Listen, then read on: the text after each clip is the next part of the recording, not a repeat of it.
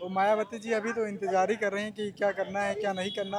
वो हमारे हिसाब से गठबंधन करके ही चुनाव लड़ेंगे उत्तर प्रदेश में। बीजेपी से गठबंधन करेंगे। बीजेपी से नहीं, वो किसी ना किसी चीज मतलब बीजेपी या हो, चाहे सपा हो, बसपा हो, भाजपा हो, कांग्रेस हो, जो जाति और धर्म के नाम पर लड़ा करके लोगों को टुकड़े टुकड़े करके इनका काम है बांटो और राज करो। अगर लाइन आर्डर में आप किसी की सराहना करेंगे तो वो या माननीय कल्याण सिंह जी की या बहन मायावती जी की।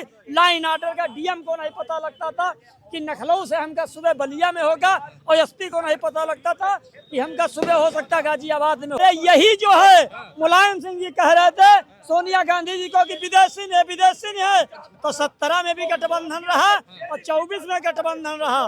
तो राजनीति की समीकरण उत्तर प्रदेश के राजनीति में इस समय मायावती जी को लेकर चर्चाएं बहुत ज्यादा चल रही थी और विपक्ष कहीं न कहीं आस लगाकर बैठा हुआ था कि मायावती जी आई हैं तो कहीं न कहीं सरकार को घेरेंगी, लेकिन सरकार को न घेरते हुए विपक्ष को घेरी। लेकिन जो विपक्ष शांत बैठा था मायावती जी को लेकर, कहीं न कहीं सॉफ्ट कॉर्नर अपनाकर बैठा हुआ था कि 9 तारीख को जब मायावती जी रैली करेंगी तो बाद में हो सकता है हमारा उनके साथ साठगांठ बन जाए। लेकिन जब मायावती जी ने उल्टा विपक्ष के ऊपर ही आरोप लगाना शुरू कर दिया दलित राजनीति की उपेक्षा करने में, उसके बाद सपा भी हमलावर हो गई है मायावती जी के ऊपर और कहने लगी कि भारतीय जनता पार्टी की बी टीम है। अब ए बी टीम की बात तो बहरहाल दूर की बात है, क्योंकि 2019 में भी उसी ए बी टीम ने गठबंधन कर लड़ाई भी लड़ी थी, बुआ भतीजे की एक गठजोड़ भी बना था। कांग्रेस के साथ भी मायावती जी लड़ चुकी हैं और बीजेपी के समर्थन से 4 बार मुख्यमंत्री भी रह चुकी हैं।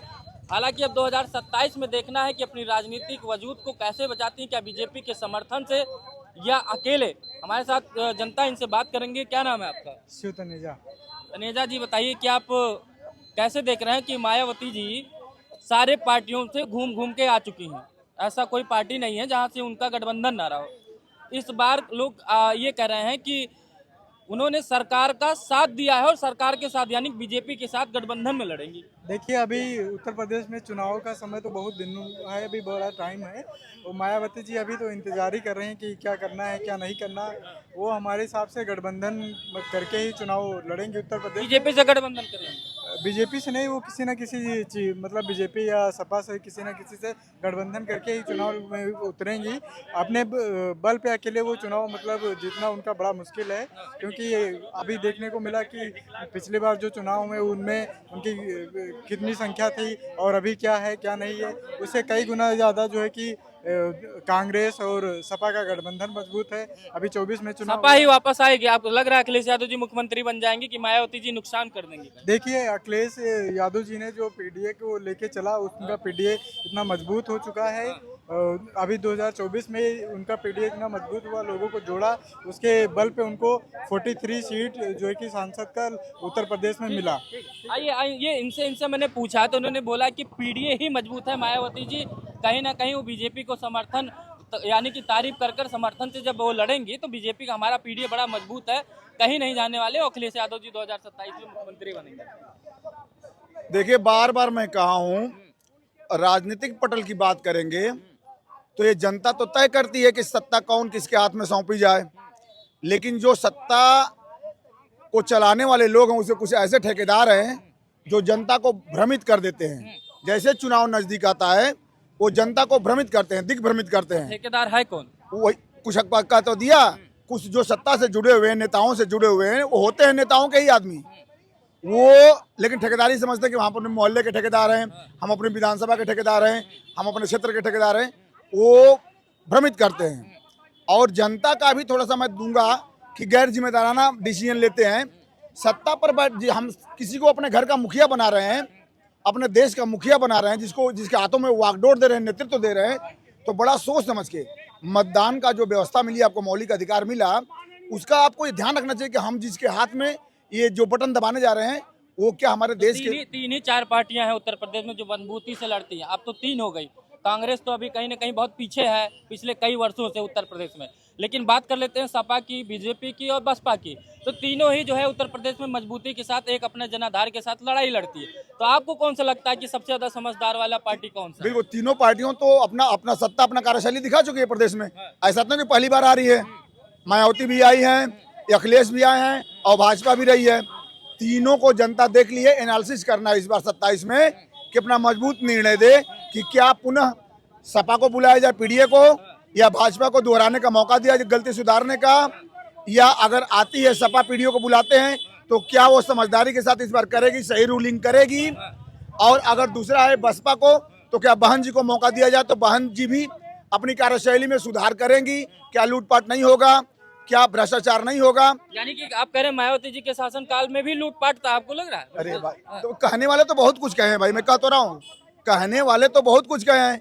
40 लाख की वो हाथी की मूर्ति के लिए 4-4 करोड़ रुपया सैंक्शन किया गया है। तो ये सब कहने वाले कहे हैं, कोई दूध का धुला नहीं है। लेकिन हम बस जनता से अपील करेंगे, बार बार अपील करेंगे कि अपने मत का उपयोग सही दिशा में सही बटन दबा के करिए। वो भाजपा, कांग्रेस, सपा, बसपा या कोई नया उदय होने वाला हो तो उस नए सूर्योदय का इंतजार कर सही लीजिए। बटन क्या है इनके हिसाब से? इन्होंने बता दिया कि जनता ने तीनों सरकारों को देखा, यानी कि तीनों को बूढ़ बहुमत की सरकार बनाई।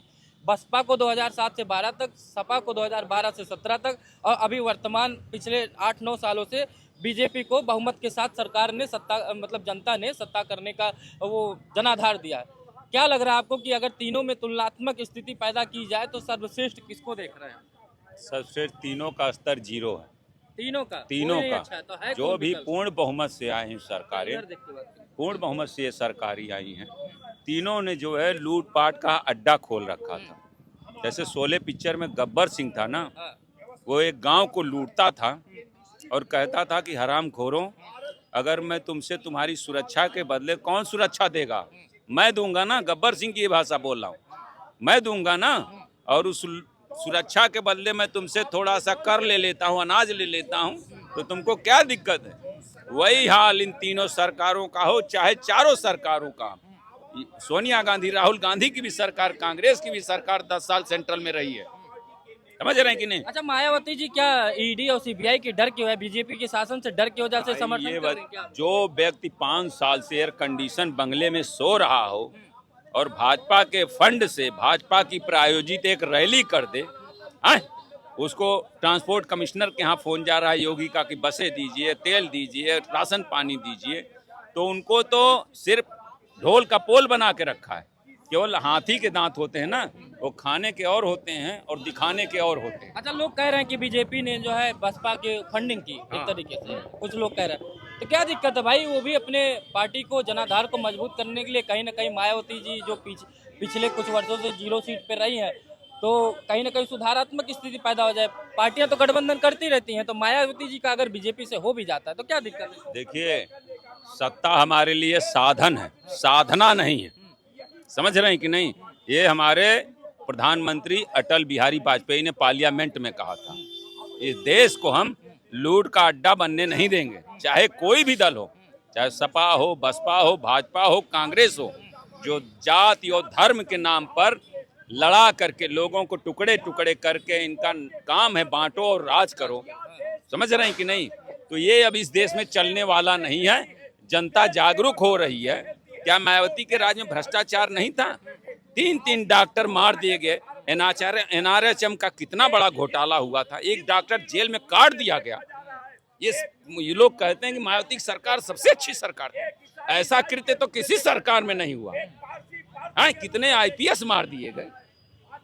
यानी कि सबसे खराब स्थिति आप मायावती जी की बता रहे हैं। आपको क्या लग रहा है कि इधर अब सपा वाले हमला करने लगे मायावती जी की? बीजेपी की टीम है, बीजेपी ने ही इनको फंडिंग किया है, और ईडी सीबीआई की डर की वजह से। भाई साहब ने तो सारा प्रमाण गिना दिया। हाँ। बाकी जब मुजफ्फरनगर में मुसलमानों के घर जल रहे थे, सैफई में हीरो हीरोइनी नाच रहे थे, और प्रतापगढ़ में सीओ की हत्या हुई थी, और समाजवादी पार्टी की सरकार में कितने जो है दंगा हुए थे, उसका भी भाई साहब से आंकड़ा पूछ लीजिए। और रह गया सवाल, अगर लाइन आर्डर में आप किसी की सराहना करेंगे तो वो या माननीय कल्याण सिंह जी की या बहन मायावती जी की। लाइन आर्डर का डीएम को नहीं पता लगता था कि लखनऊ से हमका सुबह बलिया में होगा, और एसपी को नहीं पता लगता था कि हमका सुबह हो सकता है गाजियाबाद में होगा। पलटी मार गए अभी तक योगी जी का कह रहे थे। योगी जी कल्याण सिंह जी कहीं अलग से नहीं आए हैं, दोनों एक ही दल के मुख्यमंत्री है। तो नाम ले लिए होते ना। अरे बिल्कुल, हम योगी जी का शासन है, उसमें कौन सा कहने वाली बात है। और रह गया है, अगर समाजवादी पार्टी और कांग्रेस पार्टी जिसकी बात कर रहे हैं लोग, तो यही परिवारवाद, जातिवाद और भ्रष्टाचार केवल बिहार में लालू वहां से, उत्तर प्रदेश में मुलायम के परिवार से, उसी से कांग्रेस भी गठबंधन कर रही है। तो आप बता दीजिए कहां से सफाई निकल सकती है। रह गया सवाल, भारतीय जनता पार्टी ने अगर कहा है कि सबका साथ, सबका विकास, सबका विश्वास, सबका प्रयास, तो उस पर भारतीय जनता चल भी रही है। क्या लग रहा है, मायावती जी का गठबंधन हो जाएगा बीजेपी से? बीजेपी से चाहे ना मायावती जी का गठबंधन हो, बाकी असरुद्दीन ओवैसी से जरूर गठबंधन के आसार लग रहे हैं उत्तर प्रदेश। असरुद्दीन ओवैसी, कभी आजम खान, तुम्हारा कोई समीकरण है क्लियर कि कभी अनुप्रिया पटेल को उठा के ले आते हो, कभी ओवैसी को ले आते हो, कभी आजम खान को ले आते हो, कभी इकरा हसन को ले आते हो, जो अलग अलग पार्टियों के हैं उनको तुम एक समीकरण में बनाने की कोशिश करते हो। राजनीति में कब क्या हो जाए कोई संभव नहीं नहीं है। से राजनीति सीखेंगे तभी तो। अरे यही जो है, मुलायम सिंह जी कह रहे थे सोनिया गांधी जी को कि विदेशी ने है, तो 17 में भी गठबंधन रहा और 24 में गठबंधन रहा।